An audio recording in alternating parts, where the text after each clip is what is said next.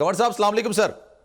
वालेकुम सलाम। कंवर साहब ये बताइएगा, आज इलेक्शन कमीशन ने अनाउंस कर दिया जनवरी के आखिरी हफ्ते के अंदर इलेक्शंस करवा दिए जाएंगे। डेट अनाउंस ना करने की क्या वजह है सर?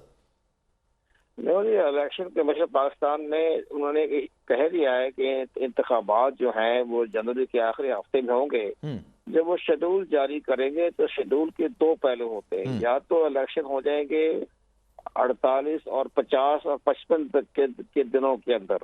अगर 55 दिनों के अंदर इंतखाबात होने हैं तो डेट उसकी मुकर्रर हो जाएगी 24 जनवरी।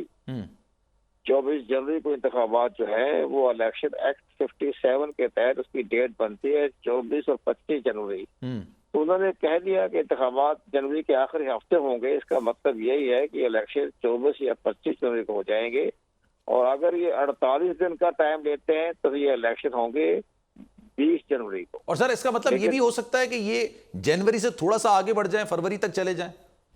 ये आगे नहीं बढ़ सकते। इसका एक हमारे जो इलेक्शन एक्ट है उसमें लिखा हुआ है कि जब शेड्यूल जारी किया जाएगा तो मैक्सिमम डेट 55 दिन और कम से कम दिन 48 दिन। तो ये 48 और 55 के दरमियान में अगर तारीख हम तयन करें तो ये बनती है 24 जनवरी। तो 24 जनवरी को इंतखाबात है, उसका इंशाल्लाह इनेकाद हो मतलब आप ये कह रहे हैं 24 से आगे नहीं बढ़ेंगे, 24 से पहले हो सकते हैं। 55 दिन के हिसाब से 24 बनती है तारीख और 48 दिन के हिसाब से उससे कम बनती है, यही कहना सर? हाँ, बस वो डेट होती है 48 और 55 दिन के दरमियान में जो तारीख भी आएगी वो आप उसको 24 जनवरी भी कह सकते हैं, 22 जनवरी भी कह सकते हैं। ठीक है। अच्छा सर ये बताइएगा, ये बताइए। हल्का बंदियों वाली जो बात है, तमाम चीजें हैं, अक्सर लोग ये बात कर रहे हैं कि जनाब हल्का बंदियां किस तरह से होंगी, वो तो जाहिर सी बात है 2/3 अक्सरियत चाहिए होती है, पार्लियामेंट की मर्जी होती है। तो सर इसकी कानूनी हैसियत क्या होगी अगर हल्का बंदियां होती हैं? कोई कानूनी हैसियत नहीं है।